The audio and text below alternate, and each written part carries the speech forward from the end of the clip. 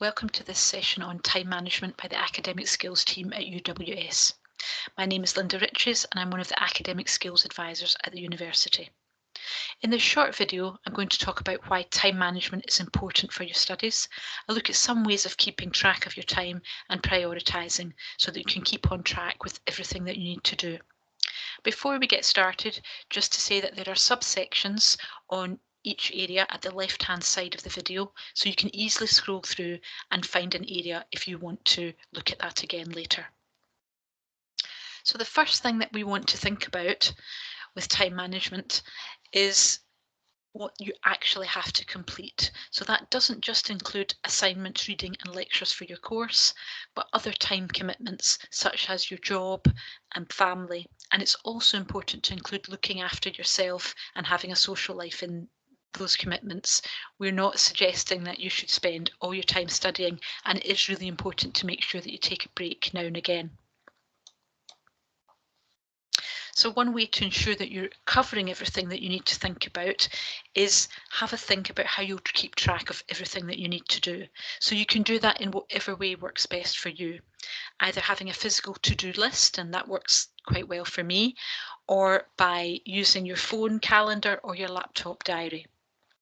So with a physical diary or a to-do list, you can tick items off as you complete them, but it's a good idea to do that in pencil in case you need to make any changes. And with digital planners, you've got the option of adding reminders and alarms, which can be quite helpful.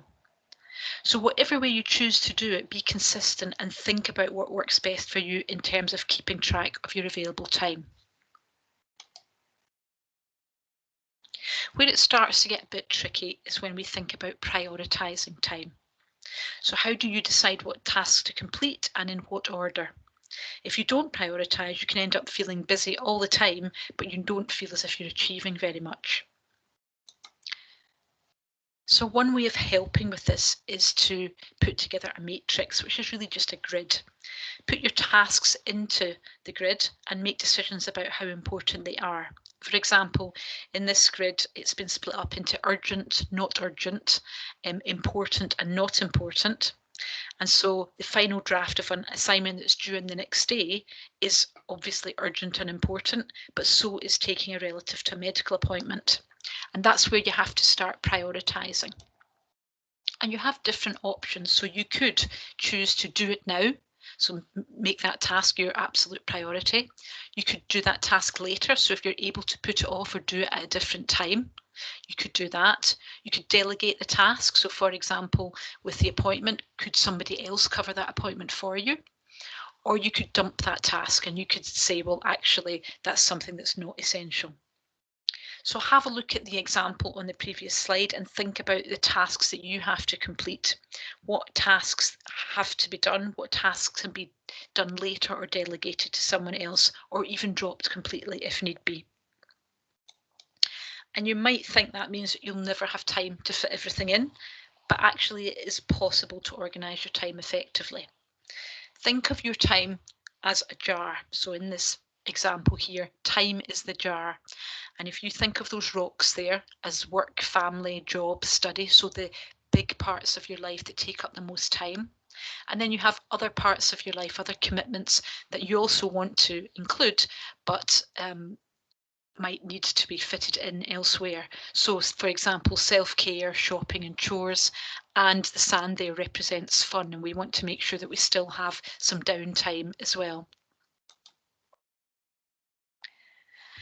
So if you look at the jar there, if you think I'll put all the sand in the jar, all the fun stuff, then there's actually not much time left for the rocks, which is the important stuff like studying.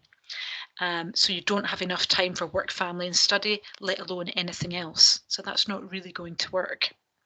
So it seems obvious that maybe what you're going to have to do is add all the large pebbles first. But does that mean that there's not going to be any room for anything else? So you can see there when we put all the rocks in, it fills up quite a lot of space in our jar of time. But there is actually still a little bit of space there. And if we then put in the smaller pebbles, then we see that there actually is space for those to fit in around those larger aspects of your life. And then actually we can see that we can pour a little bit of sand in there. And when you see as it pours in, it starts to fall into the spaces between the rocks and the pebbles. And that same principle can be applied to your tasks and how you plan them.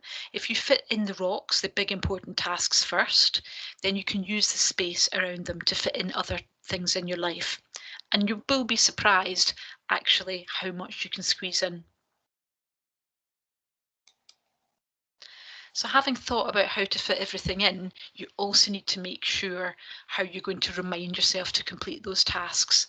And again, there are different ways you can do this. So you can use technology to help you. So you can use alarms on your phone or calendar alerts, maybe a text from a friend who kind of keeps you on track and keeps you accountable for what you're doing, or the good old to-do list. And the other thing that I'm a huge fan of is habit building. So swapping bad habits for good habits. So making small changes to the way you do things can actually have quite significant impacts. So for example, if I get up 15 minutes earlier, it means I can fit in a walk before work, which in turn gives me some exercise and it clears my head before starting a large task. And just by making that small change of getting up a little bit earlier, setting the alarm a little bit earlier, I can actually have quite an impact in a positive way on my day. So think about time slots that work well for you. Is there a regular time slot every week when you could work on an assignment or do some reading or take some notes? Think about those little bits of time when you're travelling, when you're waiting to pick kids up, when you could listen to a podcast, read an article or jot down some notes. So try and use those little bits of time as well. And that can really help. Place is also important. So do you have a set place at home where you're going to be able to work so that you can leave all your work out undisturbed? If you don't have that, then think about a place where you can work productively. So that might be coming onto campus to do that. Can you keep a rucksack or a bag with all your study information in one place so that you can access it easily and you can move it about? The final thing to consider is your motivation for study and completing tasks. Because there's no point in arranging to do tasks and having that time available, and then actually you sit down to do that work and you just don't feel like doing it. So you have to think about your motivation as well. And sometimes we can trick ourselves into becoming a bit more motivated. We can use different techniques. So for example, you might want to chunk your time. So you might be able to chunk your time into doing a certain tasks in the morning or certain tasks in the afternoon or a time of day that suits you best. And that might work best for you.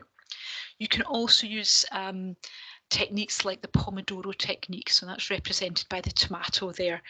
And basically what you do is you use a timer, or you can use an app, and you will find lots of Pomodoro apps online where you set a 25-minute work session and you follow that with a 5-minute break. So the idea being that we usually concentrate for about 20-25 minutes.